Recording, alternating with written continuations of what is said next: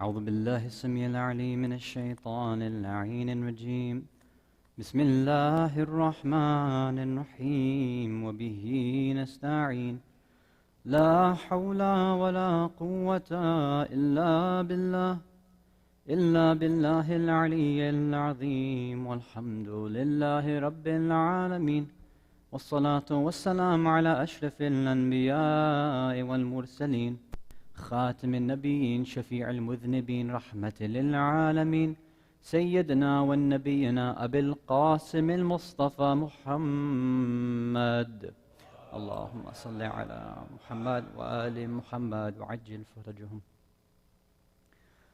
ثم الصلاة والسلام التحية والإكرام على أهل بيته الطيبين الطاهرين المعصومين المظلومين المنتجبين المكرمين لا سيما بقية الله في الأرضين روحي وأرواح العالمين لتورى بمقدمه الفدا ولعنة الله على أعدائهم أجمعين من الأولين والآخرين إلى قيام يوم الدين صلوا على محمد وآل محمد اللهم صل على محمد مؤمنين مؤمنات respected brothers and sisters in Islam and Iman, Salamun alaykum jami'an wa rahmatullahi wa barakatuh. 2 nights ago, we started a discussion on identity, specifically Muslim identity. Allah says in the Quran, وَلَا تَكُونُوا كَالَّذِينَ نَسُوا اللَّهَ فَأَنْسَاهُمْ أَنفُسَهُمْ أُولَٰئِكَ هُمُ الْفَاسِقُونَ. Don't be like those who have forgotten about God, because then God makes you forget your own self. You forget your own identity. And these are the people who end up becoming fasiq, open sinners, openly going against what their true identity is.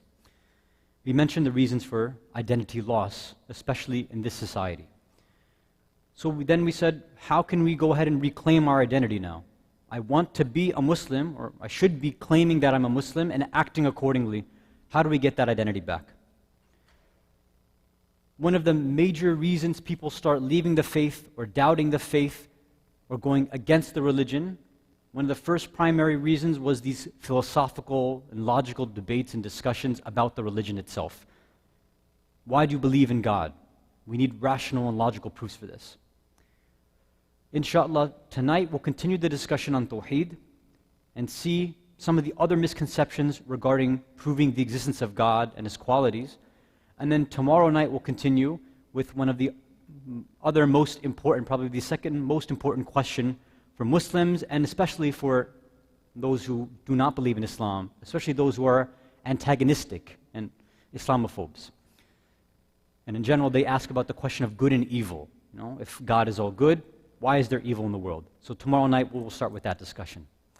But for tonight, I want to continue this discussion about God Himself.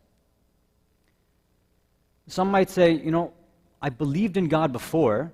I didn't need these rational and logical proofs. I don't think that was really necessary. You know, I had a general idea and it was fine. That was more than enough. Maybe my practice wasn't perfect.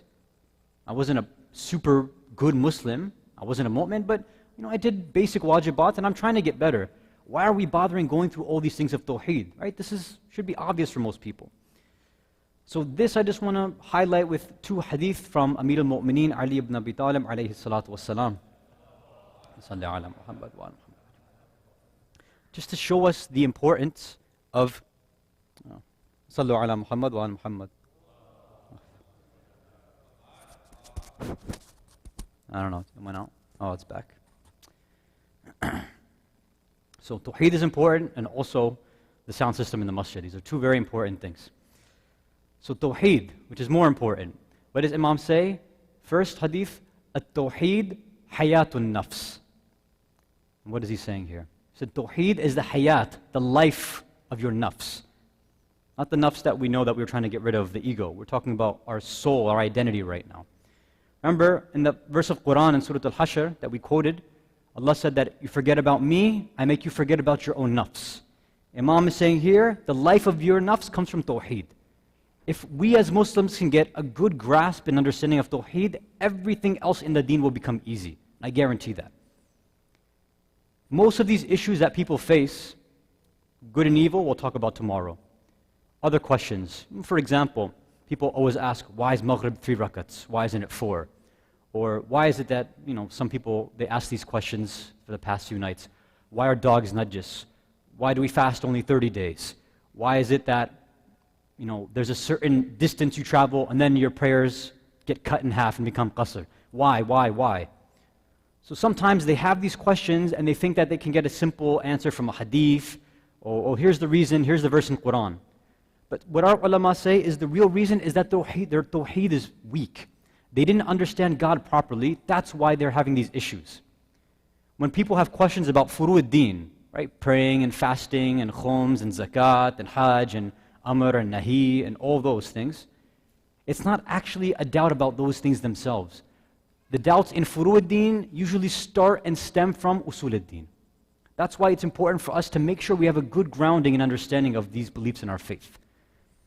Especially in this day and age, when everybody's speaking in the language of rationality and logic and reasoning, which we had gone into some detail last night, talking about logic, right? This is why it's very, very important for us. In another hadith, the Imam says, أفضل إيمان حسن إيقان. Having afdal, the best kind of iman, the best kind of faith and belief you can have comes from husnu iqan, having excellent iqan. Iqan ya'ni yaqeen, certainty. So maybe you believe in God, maybe you kind of believe that He does good, maybe you believe He's involved in your life and Islam is the right path, but sometimes those little doubts, they sit in the back of your mind. And you can never really say, well, I'm not 100% certain, but I'm just kind of acting and hoping that this is the right religion. And there are many people in our communities who won't say up, they won't speak up and actually share their doubts. And it's a very, very good thing for us to do. You might think that having a doubt in the religion is a bad thing. It's not. Both Shaheed Mutahari, may Allah bless his soul, and Ayatollah Jawadi Amali, may Allah protect him. They have a very, very interesting statement. They say that the muqaddama of yaqeen, the preliminary, the prerequisite to getting yaqeen is shak, is doubting. If you come to an issue and you automatically think from the get-go that you know what you're talking about, you have all the information available, you know what's going to happen? You think you have this yaqeen, this itminan, this belief, you move a little bit forward, you come across someone else at work, at school, in your family, they put one little doubt in your mind and then you're done. And that's what we see in this society right now. Many people in our community, they're leaving. Why? Because they started off from this place of false certainty and they ended up in doubt. But on the other side, they say, the muqaddama of shak is yaqeen. So, if you actually want to get to yaqeen, start doubting first. Start being questioning. Start thinking and researching and asking questions. And that's fine. Because inshallah, there are people here who can offer the answers. But if you're not willing to research, if you're not willing to question, if you're not willing to open your mind and your heart, then there's a good chance your iman might leave. Maybe not now, maybe not in 5-10 years, but when you're lying there on your deathbed and shaitan comes for you, one little whisper from him and you'll throw away everything that you used to believe in. You don't have to take my word for it. Ask and look at the stories of our great ulama. They've seen individuals on their deathbeds, those who have given their lives for Islam, written countless books upon books, teaching in the Hawza for years. And on that deathbed, because they had that one little doubt that they didn't solve, over there they say, I submitted to shaitan. I left my religion. I left and tossed away the love of Ahlul-bayt just for a little bit more dunya. And inshallah, we have to make sure to nip this in the bud. Sallu ala Muhammad wa ala Muhammad. Last night, we went through a proof, a logical, rational, reasonable, scientific proof for the existence of God. I don't want to go through it again. Just to quickly summarize, we said that this is the argument from design. This universe, this world, what we know of reality is designed and ordered. Anything that has order and design must have a designer. Therefore, this world, this reality, this universe, this place must have an orderer, must have a designer, must have a creator, right? So this was it. We didn't bring in emotions or anything like that. So this qualifies as being rational, logical, and scientific. But of course, there are still leftover questions. One of them will be, okay, some scientists, they might agree to all of this, but they'll say, well, we can answer this creator, designer, orderer through two things. Either they'll quote the Big Bang Theory, or they'll quote evolution. They'll say either the Big Bang Theory created everything, That's what made the order and design, not your, na'udhu billah, your God in the sky. We don't need your imaginary God. Or for example, they say, you know how you get order and design? You get it over time. Do you know how you get that over time? Through the evolutionary process. And of course, there's biological evolution, there's cosmological evolution. I don't want to go into the details. But those who have been questioned before, you know that this can be very tricky for our communities to answer. And sometimes people who may not have all the information, and maybe their aqeedah is not at the level that they want it to be, they have trouble answering these questions. So it's good for us to pause, continue on this path, and see if we can reconcile this argument from design or believing in God with these scientific ideas. Specifically these two, but any scientific idea in general. Sallu ala Muhammad wa ala Muhammad.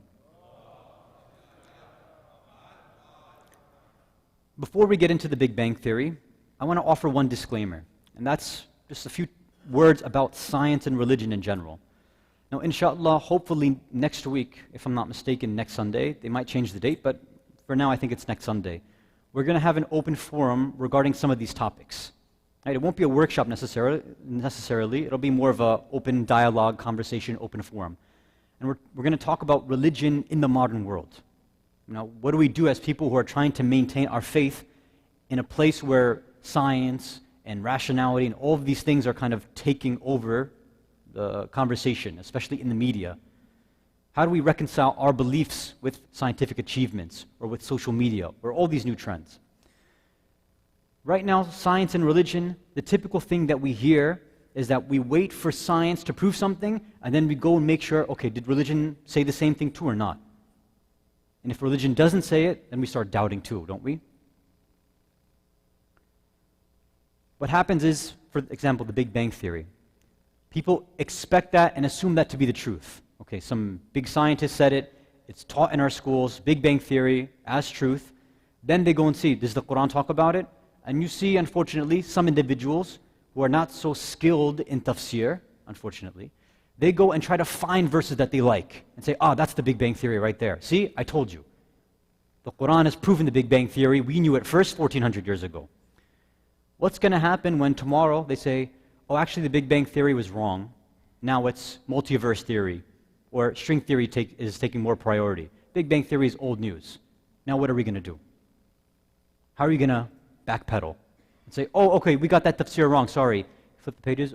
Look over here. I found multiverse theory in the Quran too. See, yeah, we got it right 1,400 years ago. And they say, actually, sorry, multiverse theory is wrong too. There's actually a different kind of new universal theory. Oh, really? Let me see. We got that one too. Are we going to be looking to science like this and making sure we submit to science every time? Our understanding of science is problematic. We have to make sure that our religion doesn't become scientific and that science doesn't become our religion. Now, the details of why this happens, again, we'll talk about more in this open forum. But remember, science is one way of understanding the world, not the only way.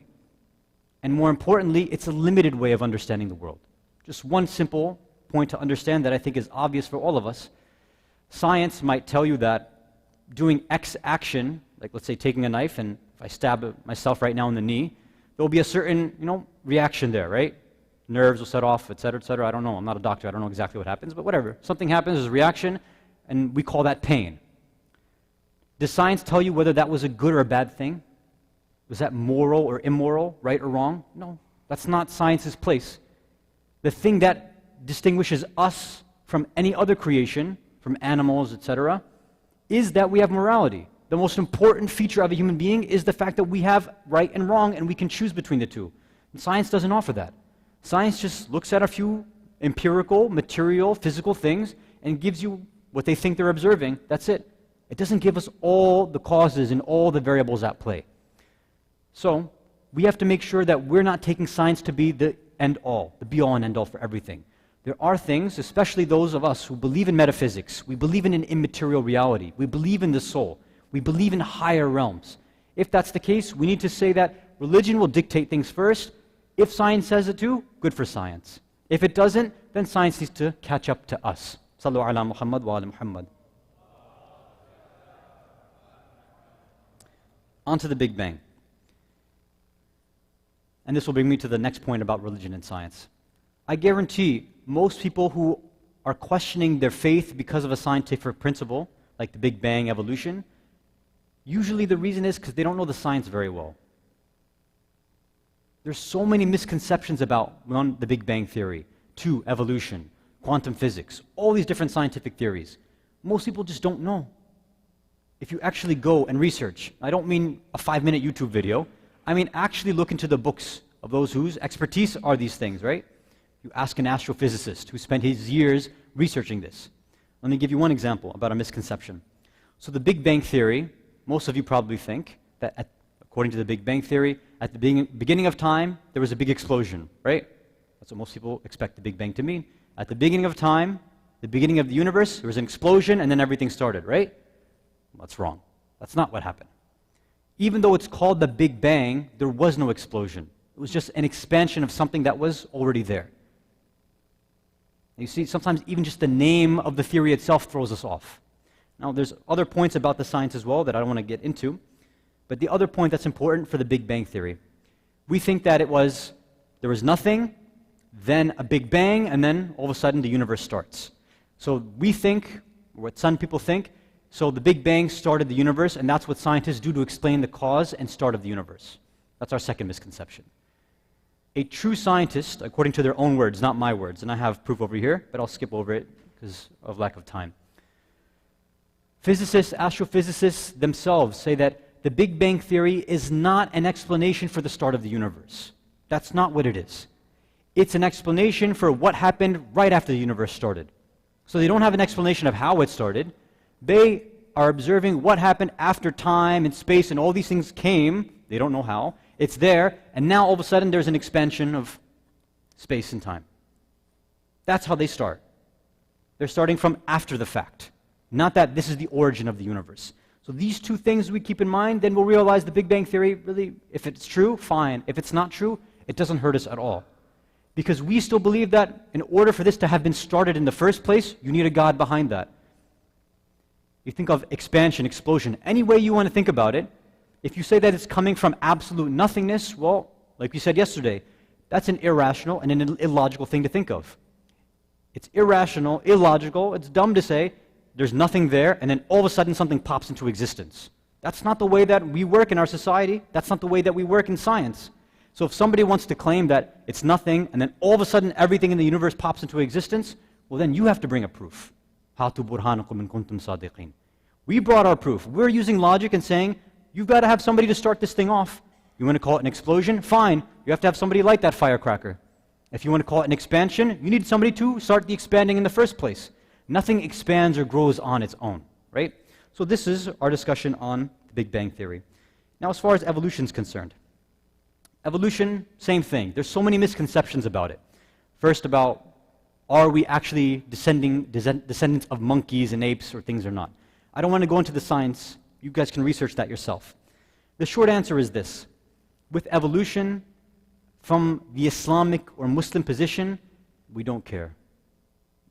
It doesn't matter. Whether evolution is true or not doesn't affect our belief at all. Why? If evolution is a process, this is very similar to our Big Bang theory explanation.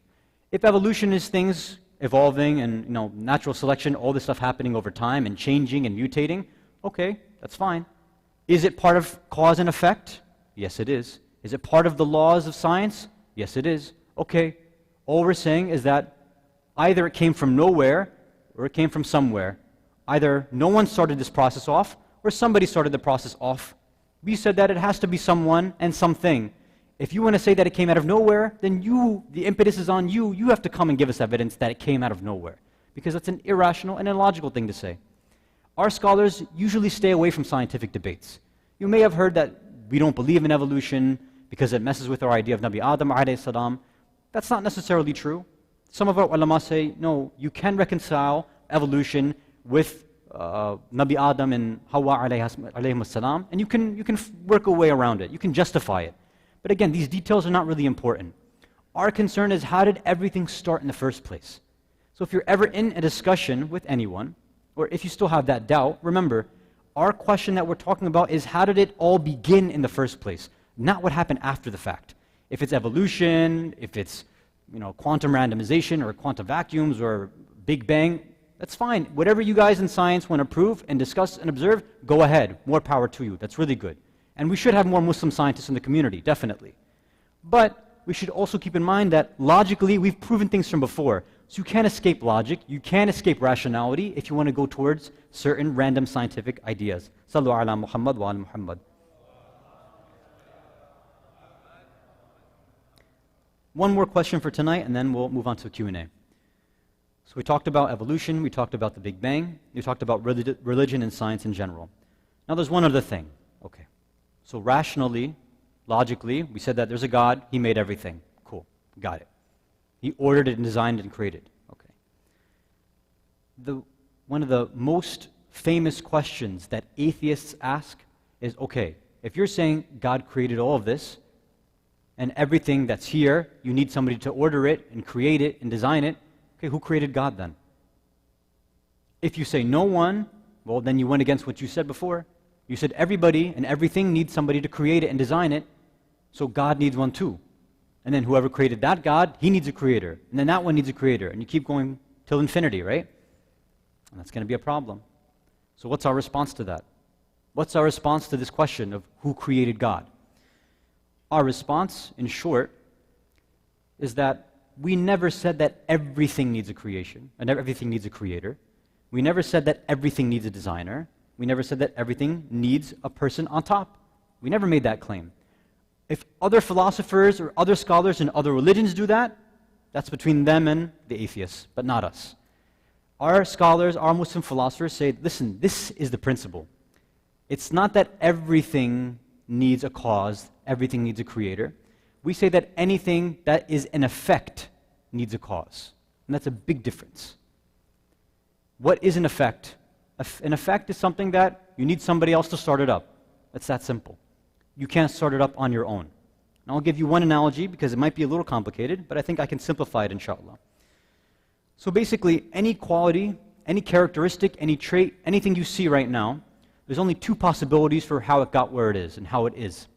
One is that trait or that quality came from someone else or came from something else, or it has that quality by itself. So let me give an example of chai, right? So right now, you take a cup of chai. By itself, there's no sugar at all, right? Nothing. So if you take a cup of that chai, you drink it, it's going to taste, depending on how strong it's made, it'll be a little bitter, most likely, right?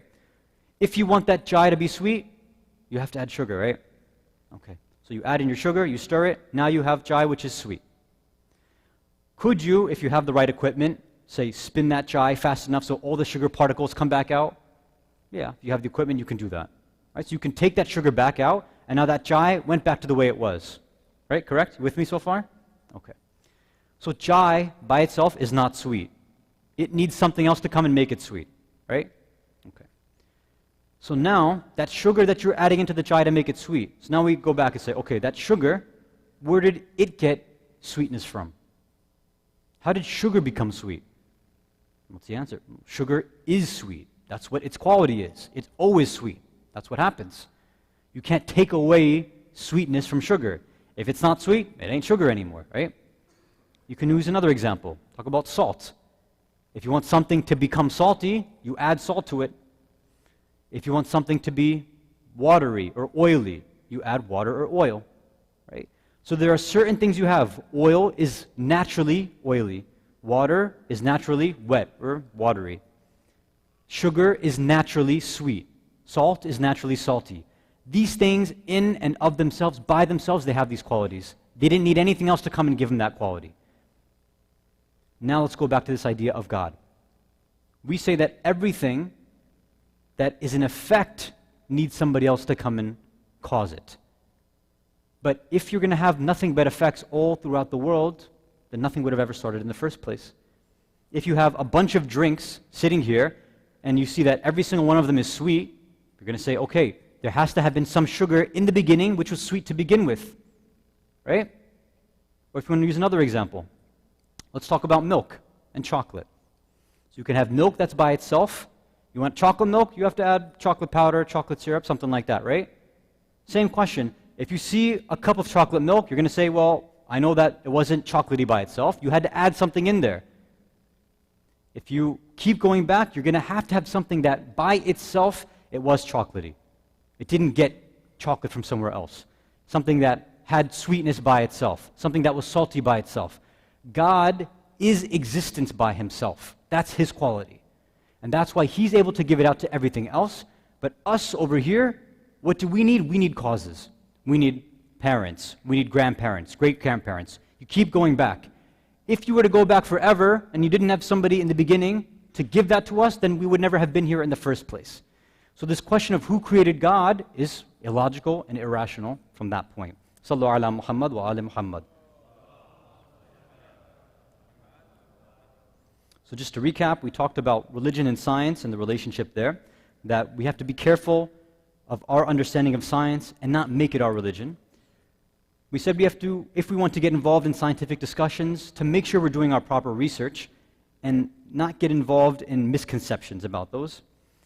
Then we talked about the Big Bang. We said that, and evolution. Whether you believe in them or not, it won't discount and disprove the existence of God.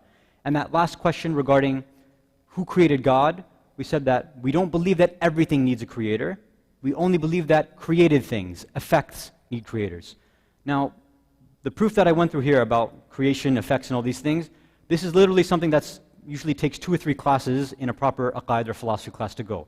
I said it in 2-3 minutes. So obviously, I went fast, and I probably oversimplified. If you're still confused, either through Slido or you can come to me afterwards, and I'll try to clarify. So I apologize if it was really quick and really fast and confusing. Sallu ala Muhammad wa ala Muhammad. So tomorrow we'll go into the problem of good and evil and why we see evil in the world and how that can be when there's a God that's good. Now to questions. Okay. Bismillah ar-Rahman ar-Rahim. Okay, so one question was related to this idea about creator, creation, a God creating, who created God. So I think we answered that today. As I said, if it's still confusing, you can come to me afterwards. Another question was about Big Bang evolution. Same thing, we did that. Next one, if God exists, why do bad things happen? Tomorrow, inshallah. Another question, I don't know if this person who asked wasn't here. So this question was, since our time's limited, what deed should we do to get closer to Allah? So I think this was asked, maybe the person wasn't here when we answered. In the month of Ramadan, the Prophet said the best thing you can do is try to stay away from haram. That's your priority in the month of Ramadan. If you're a type of person that you don't do the haram things anymore, then check. Are you doing all your wajibat? If not, then make that your priority. If you're a person that does all your wajibat, you don't do any of the muharramat, then your next step is mustahabbat, right? And that's how you start going forward. Details, again, we'll have to do it some other time. Okay, there are other questions here, but they're unrelated to the topic. And as I'll remind ourselves again, for these questions that were asked, we're going to have a separate session. It's not determined when yet, but we're going to take all of these questions and the whole lecture will be designated just for these. So you can keep sending them in. I have a list of everything from the first night till now. All those questions which are unrelated to the topic that we've been going through, we'll answer on those nights, inshallah. I think that was it. Okay. How do you prove to an atheist that God began creation? Okay. So I'm not sure if the questioner... Oh, okay. Where did that one go? It's gone. Oh, wait, no, it's there. How do you prove to an atheist that God began creation? I alluded to it just a little bit tonight. Again, I didn't go into the details. If you use the proof from yesterday about argument from design, that may work for some as well. Now, obviously, if you were present in the workshop we had, we went through kind of the approach to how to communicate and debate and argue with somebody, how to have a discussion. Over there, we mentioned 2 different points. One is that you have to know your audience, right? If your atheist knows all their philosophy in and out, they know all the science in and out, they might even know our religion better than some of us do, then maybe you shouldn't be trying to prove to them anything. Maybe you should divert them and direct them to somebody else that knows, like a scholar in the community or somebody more knowledgeable. If you're trying to get the knowledge yourself, then you should do a bit more research and find out whether this person's even going to listen to you in the first place. Because sometimes people are stubborn, they just want to argue, they don't actually want the truth. And the other thing you need to know is your goal. Why are you engaging? Why are you trying to prove it to an atheist as well? Like I said, sometimes our goal is to try to make them believe in God right away, when that shouldn't be our goal. Sometimes it's to get them to do more research. Because I guarantee you, most atheists have not looked into our Islamic philosophical proofs. So if there's a specific dialogue that this questioner wants to have with an atheist, for the details, inshallah, we can have it after the lecture. If God is existence, then do we exist? Yes. You mentioned you mentioned ethics and whoever are asking these philosophical irfani questions, you guys are killing me, and inshallah we can talk about that later. You mentioned ethics and morality are higher than, I don't know if they're misspelling Rihanna, I don't know what they were asking there, in Islam. Can you please elaborate? Thanks. Let me try to break it down. One second. You mentioned ethics and morality are higher than, can have somebody help me out? I have to know what this means. I don't know what it's trying to say. You mentioned ethics and morality are higher than in Islam. Okay, I think it's because we mentioned yesterday in the session that in Islam, we have different levels of Sharia. Right? Sharia is this general principle, this general word that means our path to get closer to God. Right? When we typically hear the word Sharia, I know for non-Muslims it's a scary word, right? They hear Sharia law and they start going crazy. It's not a scary word. Sharia just means a path, a way. So the typical thing that we know about Sharia is what? The rules, the laws. One second. Sallu ala Muhammad wa ala Muhammad. So I just want to make sure my timer's on so I don't go over like I did yesterday. Okay. So the basis of Islam that we understand are rulings, right? Halal, haram, do this, you have to pray like this, with your hands like this is how you make wudu. That's the basic part of Sharia. And over there's halal and haram. So for example, when meat is slaughtered Islamically, that's halal for you to eat, right? If it's pork or it's pig, that's haram, you can't do it. These are just general rules, okay? And of course, even within fiqh, then you have your exceptions, right? If you're dying, then you're allowed, there's certain exceptions to rules or certain secondary rules. That's the basic thing that we know about Sharia. Then there's something sitting on top of that, which is akhlaq, morals, ethics. There are times when something might be quote-unquote halal. You might be allowed to do it, but it might not be good for you to do it. It might not be ethical or moral for you to do it. So one example. Well, it's in the month of Ramadan. I think we can think of a lot of good examples. Right now, is it halal? Is it allowed for you to go and drink soda to open your fast? Yeah, you can have a 2-liter bottle of Coke to open your fast if you want. It's halal. Is it the moral and ethical thing to do? Probably not. That's probably not a good idea. Why? Because Allah's given you your body to take care of, and you want to drown it in Coca-Cola, then it's probably not the best thing to do, right? On top of ethics and morality, something even higher, which is irfan. In irfan, in the Irfani discourse, they talk about 3 different levels. They say the first thing is the sharia, which is just the laws.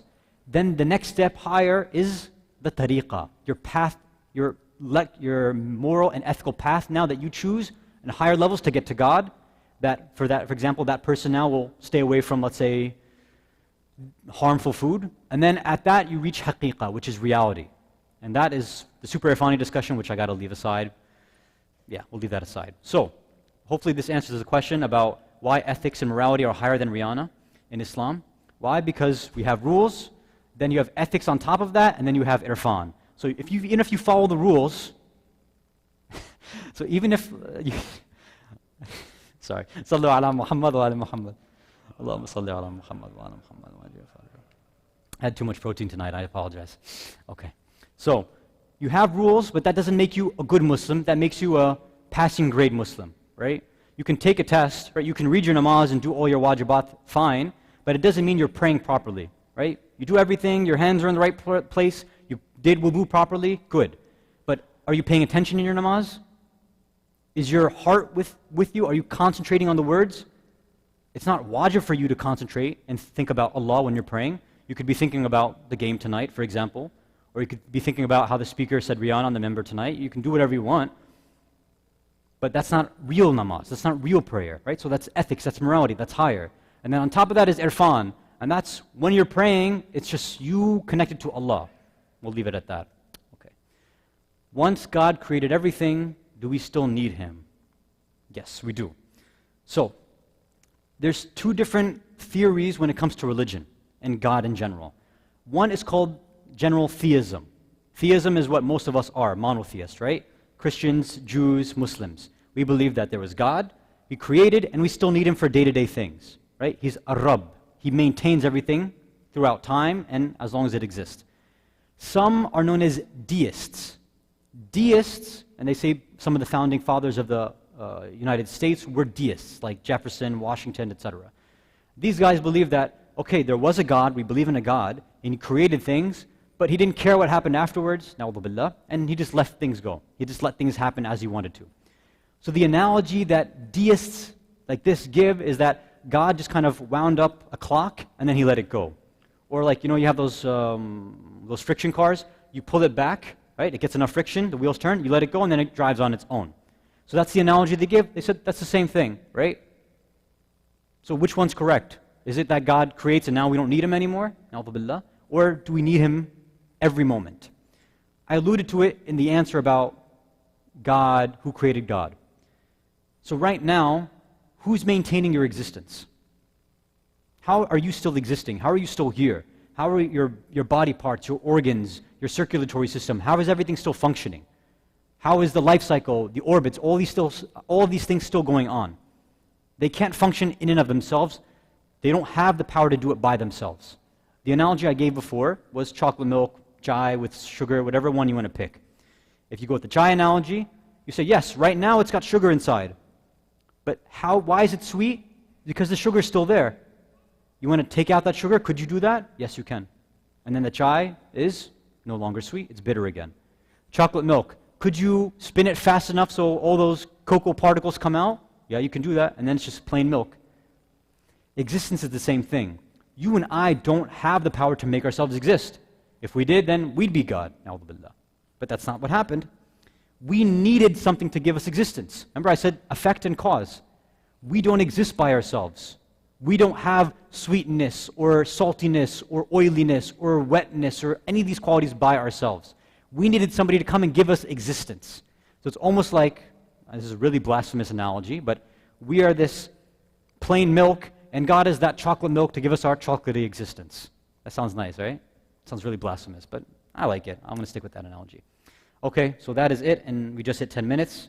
وآخر دعوان أن الحمد لله رب العالمين وصلى الله على سيدنا محمد وعلى آله الطيبين الطاهرين.